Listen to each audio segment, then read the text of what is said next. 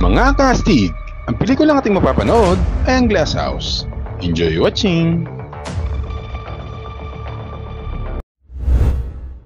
Nagsisimula ang pelikula sa mundo ng dystopia, kung saan kumalat ang isang airborne na lason na tinatawag na The Shred sa buong mundo na nagdulot ng malawakang pagkakasakit sa memorya ng mga tao. Isang manlalakbay ang naghahanap ng matutuluyan sa gitna ng kagubatan at natagpuan ang isang malawak na greenhouse na may nakasulat na babala na, "No trespassing", ngunit dahan-dahan pa rin siyang lumapit kaya sinalubong siya ng isang putok ng baril mula kay B. Sa loob ng greenhouse, may isang pamilya na naninirahan na binubuo ng ina at kanyang mga anak na sina B, Evie, Daisy, at Gabe.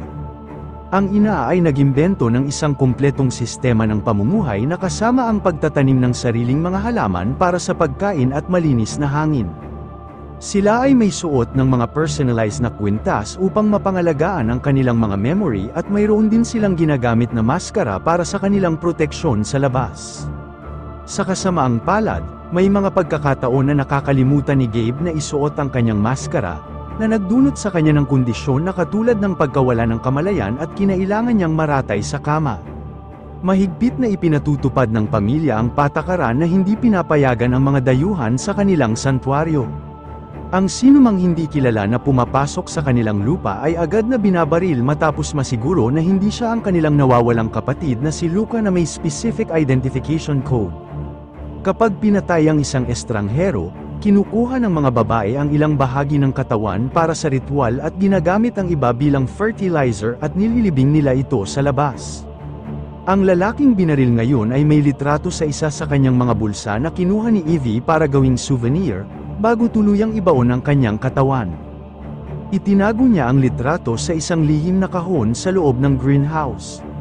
Sa kanilang mga ritual na pagtitipon sa paligid ng mga pinagkukuhang bahagi ng katawan, ipinapahayag ng pamilya ang pasasalamat para sa proteksyon na ibinibigay ng The Glass House. Naglagay sila ng mga larawan sa lahat ng mga salamin na nagpapakita ng kwento ng pangangalaga ng isang ina kasama ang kanyang pamilya bilang isang taimtim na pangako, upang hindi nila makalimutan ang kanilang pinagmulan. Isang gabi habang si B ay nasa tungkulin bilang bantay sa labas, nakakita siya ng isang papalapit na estranghero na nagtanggal ng kanyang maskara. Kaya binigyan siya ng signal ni B gamit ang isang flashlight para sa isang code, ngunit hindi sumagot ang estranghero. Ayon sa kanilang mga patakaran, dapat niyang patayin ito ngunit may isang bagay sa kanyang mukha na nag-trigger ng isang kakaibang reaksyon kay B. Nang nag-collapse ang estranghero, nagpasya si B na hindi sumunod sa mga patakaran at dinala siya sa loob. Naiintindihan ang galit ng kanilang ina at sa simula'y nais nitong itapon siya ngunit ipinunto ni Daisy na ang ikalawang patakaran ng kanilang santuaryo ay nagpapahayag na lahat ng nasa loob nito ay sagrado, kaya't ang estranghero ay nasa ilalim ng kanilang proteksyon. Sinamantala ng ina ang pagkakataong ito upang turuan ang mga bata kung paano maggamot ng mga sugat, simula sa nasugatang binti ng estranghero. Kinabukasan, nagising ang lalaki na nakatali sa kama at nakita niya ang natutulog na si B sa sahig. Nagising din si Gabe at natuklasan niya na naaksidente siya habang nakatali sa kama. Pagkaraan, pumunta si Evie upang hanapin si B para tulungan siya sa paglilinis.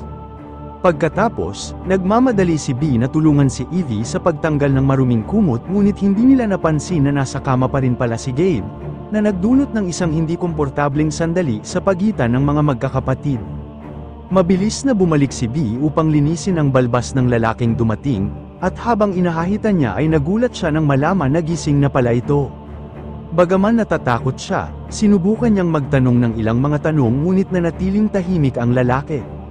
Matapos palitan ang mga bandage ng sugat ng lalaki ni B at Evie, lumapit ang ina nila upang tanungin ang lalaki, na nag-iisip na maaaring hindi siya nagkaroon ng pangalan.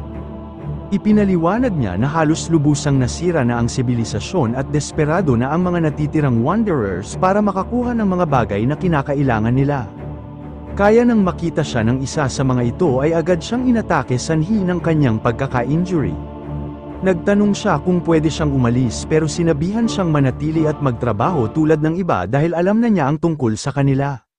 Napansin ni Evie na hindi komportable si Gabe sa estranghero kaya sinubukan niyang pasayahin ito sa pamamagitan ng pagpapakita ng mga laruan na dati niyang ginawa pero hindi niya ito maalala.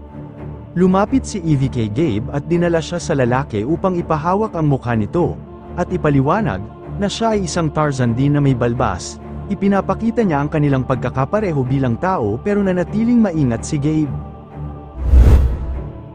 Kinabukasan, inatasan ng estranghero sa pagtatrabaho sa greenhouse na may kailangang sundin na patakaran para sa kanilang seguridad. Nagpatuloy ang pagkahumaling ni Bee sa kanya at nagdala siya ng plato ng sariwang prutas at natuwa siya nang makita niyang kumain ito ng isang strawberry, at pinapangako rin niya na tuturuan niya itong magbasa. Kapag kailangan ng tulong ni Evie sa mga gawaing bahay, sinusubukan ni Bee na kumbinsihin si Evie na gawin ito mag-isa upang magkaroon pa siya ng mas maraming oras kasama ang estranghero. Dahil sa naiinis na si Evie, sinabi niyang hindi mapapagkatiwalaan ang lalaki ngunit hindi siya pinapakinggan ng kapatid.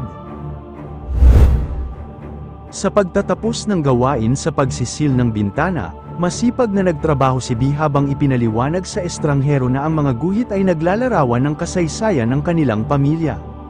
Napansin ng estranghero ang isang larawan ng isang lalaki at nagtanong tungkol sa kanya. Sinabi ni Bee ang lahat tungkol sa kanya na tila ito ay isang mahal nila sa buhay. Sa hapunan, sinubukan ni Bee na paupuhin ang estranghero sa mesa pero pinanindigan ng ina na hindi siya pwedeng umupo sa pwesto ni Luca at itinuro siya na umupo sa tabi ng mga halaman. Nang magtanong ang estranghero tungkol kay Luca, nalaman niya na si Luca ay kanilang kapatid na umalis upang hanapin ang mga natitirang survivor ngunit hindi pa bumabalik. Lumipas ang panahon at unti-unti nang gumagaling ang binti ng estranghero. Nalito si Daisy sa konsepto ng mga hayop kaya tinanong niya ang estranghero. Ginuhit ng estranghero ang isang kabayo at ipinangako na magkakaroon siya ng isa para kay Daisy kung makakahanap siya ng kutsilyo. Sa gayon, ninakaw ni Daisy ang kutsilyo mula sa tinitirhan ng kanyang kapatid at ibinigay ito sa estranghero. Naiinggit si Gabe nang makita niya na nagkakasundo sina Daisy at ang estranghero. Sa isang pagkakataon, natapos ng estranghero ang paggawa ng kabayo para kay Daisy na isang puzzle. Natuklasan ito ni Gabe at pinayagan siyang laruin ito ng estranghero pero nahihirapan si Gabe na malutas ito at nag-aalala na siya ay papalitan. Biglang nagalit si Gabe at nagbato ng mga bagay sa paligid. Nang subukan ng mga babae na pigilan siya, hindi nila ito magawa. Sa gitna ng emergency na ito, pinilit ng estranghero si Daisy na palayain siya at nagawa niyang pabagsakin ito sa lupa para mapatahimik. Sa gabi, tiningnan ni Bee ang kanyang sarili sa salamin at napansin ang pasa sa kanyang mukha mula sa pagtatantrum ni Gabe. Lumapit ang estranghero at binibiro siya tungkol dito, na nagresulta sa pagkakamali ni Bee na tawagin siyang Luca. Ipinahayag ng estranghero na hindi siya si Luca dahil may nararamdaman siya para kay Bee na hindi dapat nararamdaman ng isang kapatid. Nagulat na natuwa si Bee sa narinig na ito dahil may mga ipinagbabawal na nararamdaman din si Luca para sa kanya. Nagpasya ang pamilya na hindi naatali ang estranghero at pinahihintulutan na siyang maglakad-lakad sa loob ng bahay ng malaya. Isang umaga, natuklasan ng estranghero si Bee na may dalang kahon at nagtanong tungkol dito. Ipinaliwanag ni Bee na dati itong laro na nilalaro niya kasama si Luca. Nagpakita ng interes ang dayuhan na sumali sa laro ngunit tumanggi si Bee, binigyang diin na hindi siya si Luca at hindi dapat siya sumali sa mga ritual tulad ng pagkanta sa hardin dahil siya ay isang outsider. Gayunpaman, hindi sumang-ayon ang lalaki at nagmungkahi na ang mga ritual na ito ay ginagawa upang maalala kung sino sila, nagpapahiwatig na marahil kailangan din niyang maalala. Pagkatapos, nakipag-usap siya kay Daisy at Bee upang malaman ang higit pa tungkol sa kahon. Hindi maalala ni Daisy ito dahil siya ay masyadong bata pa, ngunit naalala ni Bee na lagi nitong nilalagyan ng strawberries ni Luca, na paborito niya. Sa hapon, lumapit ang dayuhan kay Evie upang humingi ng paumanhin sa pagka-offend sa kanya ngunit hindi pa rin nagtitiwala si Evie at inamin na sana'y binaril niya ito kung siya ang nasa sentry duty noong araw na yon. Nag-alok ang dayuhan na tumulong sa sentry shifts ngunit pinayuhan siya ni Evie na mag-ingat.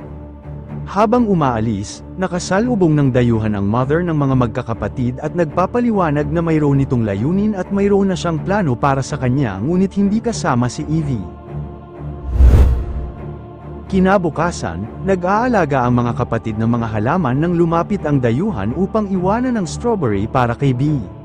Sa pananaw ni Bee, nagpapahiwatig ito na marahil siya nga si Luca, ngunit nagdududa pa rin si Evie at nakikita ito bilang isang potensyal na manipulasyon. Sa hapon, sumama ang dayuhan kay Bee sa kanyang sentry duty upang palalimin ang kanilang koneksyon. Nag-aalok siya ng kasiyahan sa kanya at patuloy na ipinapakita ito kahit na kailangan ni Bee na barilin ang isa pang Wanderer. Sinunod ang karaniwang proseso upang pag-aralan ang bagong katawan at pagkatapos nito, nagkaroon ang dayuhan at si Bee ng isang pang Viva Max na eksena sa may pasukan ng bahay. Dahil ang mga pader ay gawa sa salamin, nakita sila ni Evie habang dumaraan siya at nasaksihan niya ang kanilang mga Viva Max moves na nag-trigger ng isang lumang alaala. Naalala niya na nakita niya si Bee na gumagawa ng parehong eksena kasama si Lucas sa mga nakaraang taon na nakalipas, na nagdulot sa kanya na hindi pansinin ang hiling ni Gabe na lumabas. Biglang napansin ng dayuhan si Evie kaya umalis na lang siya palayo. Makalipas ang ilang sandali, natuklasan ng dayuhan ang isang kakaibang bagay sa lupa at natuklasan ang kahon ni Evie.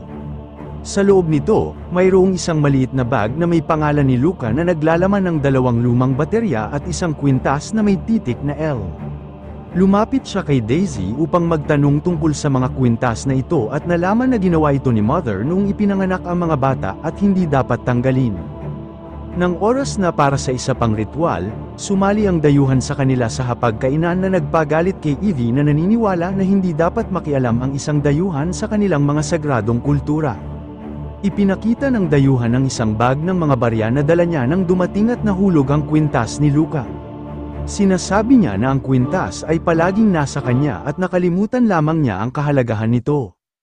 Ngayon, naniniwala siyang siya talaga si Luca habang naniniwala rin si Bee at Daisy sa kanya. Inakusahan siya ni Evie na pinatay niya ang tunay na Luca upang nakawin ito, na nag-udyok sa isang argumento. Pinasalamatan ni Mother si Evie sa pagprotekta sa pamilya na nagpapagalit kay Bee na nagpaalala sa lahat na ang kalagayan ni Gabe ay kasalanan ni Evie dahil sa inuna pa niya ang pagtitiktik sa kanyang ginagawa, sa halip na bantayan at pigilan siya na lumabas na walang proteksyon. Dahil dito, umalis si Evie na umiiyak. Sa hapunan, sa wakas ay nakaupo na rin ang estranghero sa hapagkainan na nagdulot ng kaba para sa lahat. Ang mga nangyaring pagbabago, sa huli, lumapit si Evie kay Mother upang itanong kung bakit siya lang ang nakakakita ng katotohanan, pero sinabi lamang ni Mother na huwag mag-alala dahil may plano siya. Sa gabing yun, narinig ng magkakapatid ang ingay mula sa kama ni Bee at ng estranghero. Matapos ang ilang araw, lubos nang gumaling ang sugat ng estranghero pero hindi pa rin pinapayagan ni Mother na magtrabaho ito ng mag-isa sa century shifts. Nang naglalaba ang mga babae, napansin ni Evie na hindi pa nagkakaroon ng regla si Bee at ipinaalam niya ito kay Mother.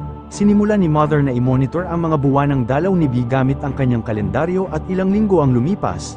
Ipinaalam niya sa anak na buntis na si Bee. Masaya si Bee sa balita pero nagbago ang kanyang tuwa nang ipaliwanag ni Mother na limitado ang kanilang mga mapagkukunan kaya kailangan niyang pumili sa pagitan ng pagpapanatili ng sanggol o ng estranghero. Nagsimula si Bee na umiyak at sumigaw upang ipakita kung gaano siya nasasaktan at ito ay nag-trigger ng isang panic attack kay Gabe na nagpatakbo sa kanya sa labas. Sinundan siya ni Evie habang bumabalik ang mga alaala sa kanya ng araw na nangyari rin ito noong bata pa si Gabe na nagpawala ng kanyang alaala, na nagbigay kay Evie ng pagkakakonsensya. Biglang dumating ang estranghero ng walang maskara at kinuha si Gabe upang ibalik ito sa loob bago sabihin kay Evie na hindi niya ito kasalanan. Patuloy pa rin si Evie sa pag-iyak habang ipinaliwanag niya na may magandang isip si Gabe na nawala dahil sa kanya. Ngunit bago pa man siya mapakalma ng estranghero, ininterrupt sila ng selosong si Bee at pinaalala sa lalaki na kailangan niyang sumama sa kanya para sa susunod na century shift. Nang makalabas sila, sinabi ni Bee sa estranghero na siya ay buntis at kailangan niyang umalis, pero tumanggi ito at niyakap si Bee, na nangako na magpapaliwanag sila kay Mother. Samantala, nakita ni Gabe na natutulog si Evie at umupo siya sa kanyang kama upang subukan na hawakan ang kanyang kifay. Nagising si Evie at itinulak siya palayo. Ngunit upang hindi ma-offend ang kapatid, nag-alok si Evie na tulungan si Gabe na maidaos ang init niya sa ibang paraan. Habang nagpapahinga ang lahat, umalis si Evie sa kama dahil hindi siya makatulog at sinundan siya ng estranghero. sinabi niya sa kanya na hindi na niya kailangang mabuhay sa pagkakasala magpakailanman at hindi dapat niya gawin ang mga bagay na yun para kay Gabe kung hindi niya ito gustong gawin. Hindi sumang-ayon si Evie dito, dahil para sa kanya karapat-dapat si Gabe na maging masaya. Ngunit sinabi ng estranghero, siya din naman ay kailangang ding sumaya. Kinabukasan, biniro ng estranghero si Gabe tungkol sa kanyang pagmamahal kay Evie at ipinunto na hindi siya mahal nito kundi naaawa lamang. Ito ay nag-trigger kay Gabe para magwala at kinuha ang piraso ng kahoy at ibinato sa bintana. Nagmadali ang mga babae na maayos ito bago makapasok ang lason at sinaway ni Mother si Gabe sa kanyang mga aksyon. Gayunpaman, sinabi ng estranghero na hindi ito sinasadyang aksidente. Makalipas ang ilang sandali, sinabi ni Mother sa estranghero ang kanyang pagdududa na siya ay laging naroroon kapag si Gabe ay nawawala ng kontrol. Sumang-ayon ang estranghero na naniniwala siya na si Gabe ay maaaring mas makahanap ng kaligayahan sa labas. Gayunpaman, nanatili si Mother na maging matatag sa kanyang desisyon na bigyang prioridad si Gabe kaysa sa isang estranghero. Habang naglalakad sa gabi, siniksik ng ina si Gabe sa kama at binabalikan ang kanilang nakaraan upang pukawin ang damdamin ng pag-ibig. Habang papaalis siya, nakasalubong niya ang estranghero na napagtanto na hindi niya kaya itong manipulahin katulad ng ibang mga babae. Ginawa niya ang matinding desisyong patayin ito gamit ang isang garden tool. Pagkatapos nito, iniwan niya ang patay na katawan at ang kagamitan sa tabi ng kama ni Gabe. Sinusubukan nitong ipahiwatig na si Gabe ang gumawa ng krimen, nang magising si Gabe ay natuklasan ang patay na katawan ng kanyang ina. Lumabas ang estranghero at inakusahan siya ng pagpatay dito, na nagpagalit kay Gabe at hinarap siya at sinimulang atakihin ang estranghero. Ang mga babae ay narinig ang gulo at dumating sa tamang oras upang makita ang estranghero na pinapakitang puwersahang dumidistansya kay Gabe. Nang akusahan ng lalaki si Gabe ng pagpatay sa ina, si Evie, na sobrang emosyonal, ay naniniwala sa kanya at umiiyak dahil sa sobrang pag-aalala. Ayaw tanggapin na si Gabe ang may sala, siya ay nagtatangkang bumuo ng isang paliwanag na nagmumungkahi na marahil si Gabe ay nagkaroon ng bangungot at di sinasadyang nasaktan niya ang kanyang ina sa kanyang pagtulog. Pagkatapos, bumisita ang estranghero kay Gabe na nakakadena at binusalan niya ito sa bibig bago buksan ang isang bintana at sinabing para sa kabutihan nito ng lahat. Ang estranghero ay nagkukwento na siya ay dumanas ng pagkawala ng kanyang mga minamahal sa buhay at nagnanais siyang makalimot din. Gayunpaman, nang tanggalin niya ang kanyang maskara, hindi siya naapektuhan ng lason. Siya ay hindi tiyak kung bakit siya immune ngunit naniniwala siya na ang mga alaala ay nagdudulot ng sakit kaya ang pagpasok ng lason ay dapat magdulot ng kaligayahan kay Gabe. Ang mga babae ay nagsisimula na sa paghahanda sa ritual para sa katawan ng kanilang ina ngunit natatakot si Daisy sa ideya ng mga gawain sa kanilang sariling ina, kaya iniuwi ni Evie si Daisy upang palakasin ang loob niya. Hindi alam ni Evie na naiwan niya ang kanyang kahon na nagbigay daan kay Bee upang ma-curious at mag-imbestiga sa nilalaman nito. Natuklasan niya ang maliit na bag na may pangalan ni Luca at ang 2 baterya. Ito ay nagpapasariwa ng alaala ng kanyang pagbaril sa isang estranghero na hindi niya sinabi kailanman sa kanyang pamilya. Siya ay nagmamadali sa labas ng bahay patungo sa hardin kung saan siya naghukay ng libingan at kumuha ng flashlight na nagpapalinaw ng kanyang buong alaala. Surpresang napagtanto ni B na ang lalaking kanyang napatay ay ang tunay na Luca, dahil hindi niya naibigay ang identification code dahil sa mga bateryang walang buhay. Upang itago ang katotohanan mula sa kanyang pamilya, pinagsama-sama niya ito lahat sa kainilibing, pagkatapos hinubad niya ang kanyang maskara sa pagsisikap na makalimot sa kanyang mga nagawa. At ngayon na ang katotohanan na ang mga baterya at kwintas ay natagpuan sa kahon ni Evie, nagpapahiwatig ito na alam niya ang insidente sa buong panahon. Bumalik si B sa loob upang harapin ang kanyang kapatid na babae dahil pinaniwala siya nito na maaaring bumalik si Luca ngunit ipinaliwanag ni Evie na ginawa niya ito upang protektahan si B mula sa mas malalang kalungkutan. Ang pagkakasabi na ito ay nagtulak kay B na sabihing lumabas silang magkasama ngunit tumanggi si Evie na mawala ang kanyang pagkatao at sinubukang pigilan siya. Dumating ang estranghero upang pigilan ang kanilang pag-aaway at nang siya ay humarap kay Evie, si B ay nagselos at tumakas palabas upang makalimot. Habang si Evie ay gustong habulin siya, pinigilan siya ng estranghero na ipinapahayag na may karapatan siyang magkaroon ng sariling buhay. Sa sandaling yun, ipinaalam ni Daisy sa iba na si Gabe ay nagkaroon ng pagbabago. Nakahiga ng tahimik sa kama at parang wala siya sa kanyang sarili. Habang si Evie naman ay nagtatangkang malaman ang dahilan ng kondisyon ni Gabe, bumalik si B sa bahay at hindi nakilala ang estranghero, nagpapatunay na nawala ang kanyang memory dahil sa lason. Nauunawaan na ngayon ni Evie na unti-unting nawawala ang kanyang buong pamilya dahil sa lason at siya na lamang ang nagtataglay ng mga alaala. Pinaalala ng estranghero sa kanya na hindi rin niya siya malilimutan at ipinangako ang kanyang pagsuporta. Sumasang-ayon si Evie na hindi nila ibubunyag ang mga madilim na sikreto at magtutulungan sila upang protektahan ang pamilya. Dahil dito, nagbago ang estado at kwento sa loob ng tahanan at naging mga lider sina Evie at ang estranghero sa pamilya. Habang tinanggap ni Daisy na anak siya ni B at hindi ng kanilang ina. Pinalabas din nagbuntis si B kay Luca pero umalis ito nang pilitin siyang pumili sa pagitan ng kanyang sanggol at boyfriend. Matapos ang ritual para sa katawan ng ina, nagsimula ang bagong pamilya ng masayang buhay kasama ang mga bagong miyembro.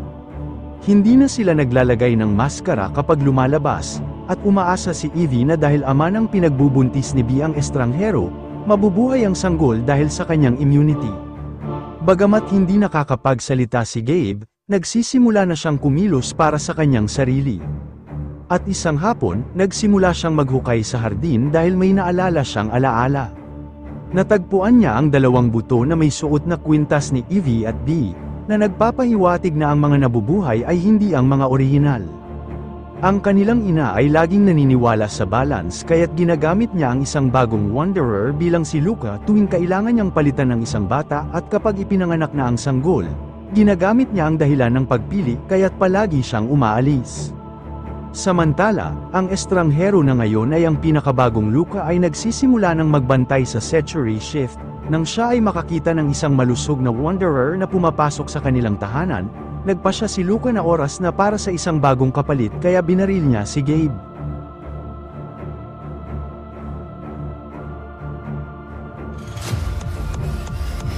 Mga kastig, kung nagustuhan ninyo ang inyong napanood, maaari ba akong humingi ng like? Paki-follow and subscribe na rin para updated kayo sa mga gagawin pang mga videos. Salamat!